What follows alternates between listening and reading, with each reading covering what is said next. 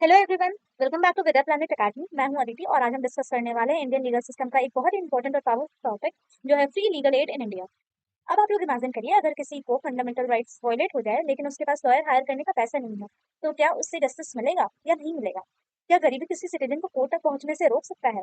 और इसी प्रॉब्लम का सॉल्यूशन है फ्री लीगल एड, क्योंकि इंडियन कॉन्स्टिट्यूशन का क्लियर विजन है justice should not depend on money, power या सोशल स्टेटस। आज के इस डिटेल लेक्चर में हम स्टेप बाय स्टेप समझेंगे free legal aid का meaning और importance, constitutional provisions like articles 14, 21 और 39A, legal service authorities act 1987, role of NALSA और लोक अदालत, important landmark judgments। और हम ये भी देखेंगे कैसे इंडियन जुडिशरी ने लीगल एड को सिर्फ वेलफेयर कॉन्सेप्ट नहीं बल्कि आर्टिकल 21 के अंदर फंडामेंटल राइट बना दिया। So without wasting any time, let's begin our journey towards understanding the real meaning of access to justice। सबसे पहले समझते हैं कि फ्री लीगल एड एक्चुअली होता क्या है। सिंपल वर्ड्स में फ्री लीगल एड का मतलब है इकोनॉमिकली वीकर और मार्जिनलाइज सेक्शन को बिना फीस लिए लीगल सर्विस प्रोवाइड करना। इसमें आता है free legal advice, representation bye advocate, court fees exemption, legal drafting और लीगल काउंसलिंग। इसका मेन ऑब्जेक्टिव है justice should not depend on money, यानी अगर कोई पर्सन फाइनेंशियली वीक है तो स्टेट इंश्योर करेगा कि उसका जस्टिस सिस्टम तक एक्सेस बना रहे। अब सवाल आता है लीगल एड की जरूरत ही क्यों पड़ी। इंडिया में लिटिगेशन बहुत एक्सपेंसिव है, जैसे कि court fees, advocate fees, documentation, ये सब एक वो पर्सन के लिए इम्पॉसिबल हो सकता है। बहुत लोग अपने लीगल राइट्स तक नहीं जानते और मार्जिनलाइज कम्युनिटीज एक्सप्लॉयटेशन का शिकार बन जाता है। अगर इक्वालिटी सिर्फ बुक्स में हो और कोर्ट्स तक पहुंच ही ना पाए तो डेमोक्रेसी का क्या मतलब। इसलिए फ्री लीगल एड इंश्योर करता है equal justice, free trial, protection of rights and rule of law. और इसी कॉन्सेप्ट को ये विजुअल बहुत अच्छे से सिंबलाइज करता है कि लॉ सबके लिए इक्वल होना चाहिए, चाहे वो रिच हो या पुअर हो, सबको इक्वल जस्टिस मिलना चाहिए। अब आते हैं कॉन्स्टिट्यूशनल फ्रेमवर्क पर। Free legal aid directly constitution से डिराइव होता है, जैसे कि article 14 equality before law. Equality before law और इक्वल प्रोटेक्शन ऑफ लॉज की गारंटी देता है। मतलब अगर लॉ सबके लिए इक्वल है तो कोर्ट तक इक्वल एक्सेस भी होना चाहिए। Article 21 right to life and personal liberty, इसमें सुप्रीम कोर्ट ने इंटरप्रेट किया कि fair trial, legal representation article 21 का एसेंशियल पार्ट है। और article 39A directive principle of state policy, ये सबसे इंपॉर्टेंट प्रोविजन है लीगल एड के कॉन्टेक्स्ट में। 42nd कॉन्स्टिट्यूशनल अमेंडमेंट के थ्रू ऐड किया गया था इसे। ये स्टेट को डायरेक्ट करता है कि इकोनॉमिक डिसेबिलिटी की वजह से किसी को भी जस्टिस डिनाई ना हो।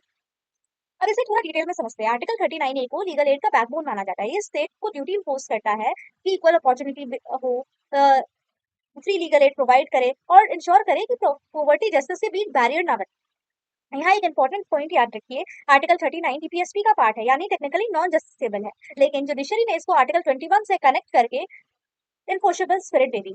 और इसी आर्टिकल ने फाउंडेशन दिया लीगल सर्विस अथॉरिटीज एक्ट 1987 को। अब प्रैक्टिकल इंप्लीमेंटेशन की बात करते हैं तो आर्टिकल 39A को इंप्लीमेंट करने के लिए पार्लियामेंट ने पास किया लीगल सर्विस अथॉरिटीज एक्ट 1987। ये एक्ट 1995 में इन्फोर्स हुआ। इसके मेजर ऑब्जेक्टिव्स थे फ्री लीगल सर्विस प्रोवाइड करना, लोक अदालत को ऑर्गेनाइज करना और लीगल अवेयरनेस को स्प्रेड करना।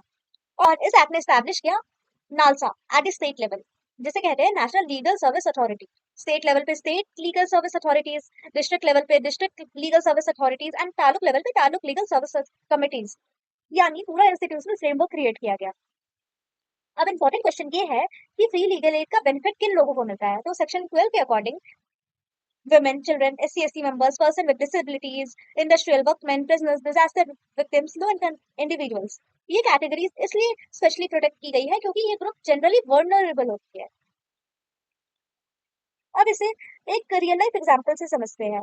मान लीजिए एक पर्सन है जिसका नाम रवि है, इसे एक लीगल नोटिस रिसीव होता है, वो फाइनेंशियली वीक है और उसके पास इतने पैसे नहीं है कि वो एक एक्सपीरियंस एडवोकेट को हायर कर सके।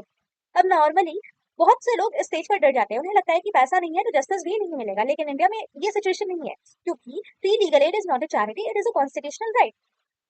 जैसे ही रवि लीगल एड अथॉरिटी के पास अप्रोच करता है, उसे डेडिकेटेड एडवोकेट प्रोवाइड किया जाता है कंप्लीटली फ्री ऑफ कॉस्ट।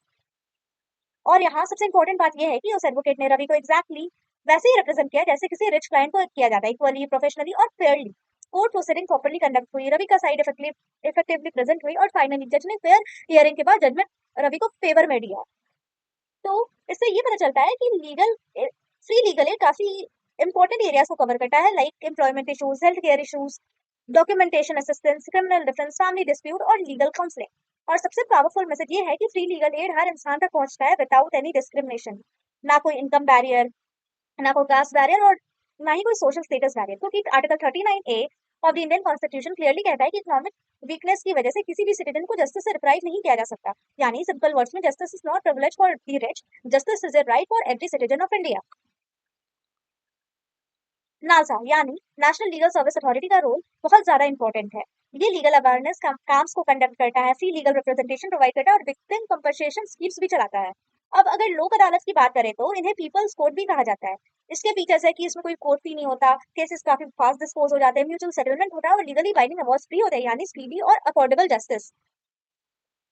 अब कुछ लैंडमार्क केसेस देखते हैं, जैसे कि पहला है शायनारा खातून वर्सेस स्टेट ऑफ बिहार 1979। ये case Indian legal aid jurisprudence का टर्निंग पॉइंट था।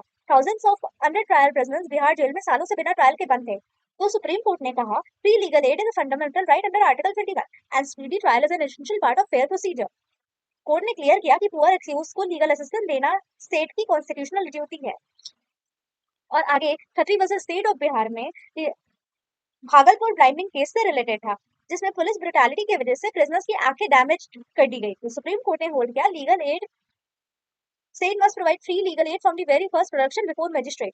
लीगल एड सबसे पहले मजिस्ट्रेट के सामने प्रोड्यूस करके दिया जाएगा। और कोर्ट ने एक बहुत इंपॉर्टेंट और स्ट्रॉन्ग स्टेटमेंट दिया कि financial inability of state can not be an excuse, यानी गवर्नमेंट पैसे की कमी से एक्सक्यूज नहीं दे सकती। और Sukhdas versus union territory of Arunachal Pradesh 1986 में अक्यूज को उसके लीगल एड के बारे में बताया ही नहीं गया था। तो रिजल्ट ये था कि सुप्रीम कोर्ट ने कन्विक्शन को सेट असाइड कर दिया। कोर्ट ने कहा अगर अक्यूज को लीगल एड का राइट इन्फॉर्म ही नहीं किया गया तो ये क्लियर वायलेशन है आर्टिकल 21 का। इस जजमेंट ने कोर्ट की अकाउंटेबिलिटी को इंक्रीज किया और प्रोसीजरल फेयरनेस को स्ट्रेंथन किया। अब एक बहुत ही ज्यादा इंपॉर्टेंट और सेंसिटिव केस पर आते हैं, जो था Ajmal Mohammed Amir Kasab versus state of Maharashtra 2012।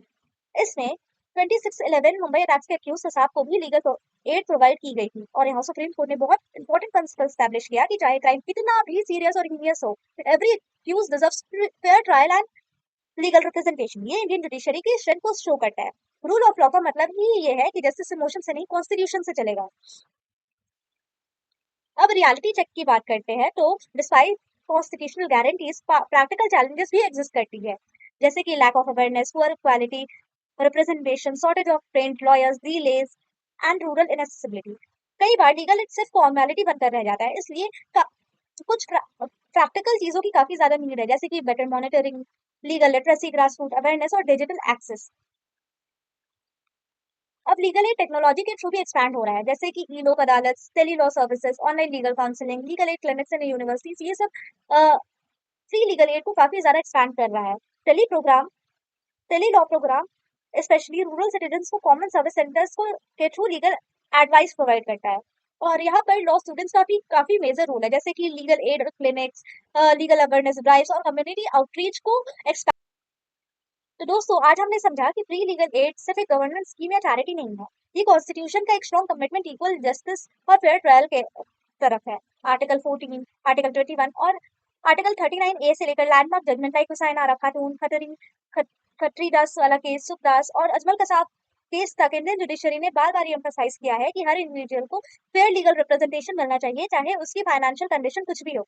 लेकिन प्रैक्टिकल चैलेंजेस भी एग्जिस्ट करती है, जैसे lack of awareness, poor accessibility और इम्प्लीमेंटेशन इश्यूज। और इसी वजह से लीगल प्रोफेशनल्स, लॉ स्टूडेंट्स और डिजिटल लीगल इनिशिएटिव्स का रोल और भी इंपॉर्टेंट हो जाता है। As a future legal minds और रिस्पॉन्सिबल सिटीजन्स हमें एक बात हमेशा याद रखनी चाहिए। और इसी थॉट के साथ एंड करते हैं, equal justice can not exist where access to justice depends on wealth. अगर आपको ये लेक्चर इन्फॉर्मेटिव लगा हो तो please like, share and subscribe जरूर करिए विद्या प्लैनेट अकेडमी को, और मोर डिटेल लेक्चर और वीडियोस, केस एनालिसिस के लिए जुड़े रहिए। Thank you so much for watching. मिलते हैं नेक्स्ट वीडियो में।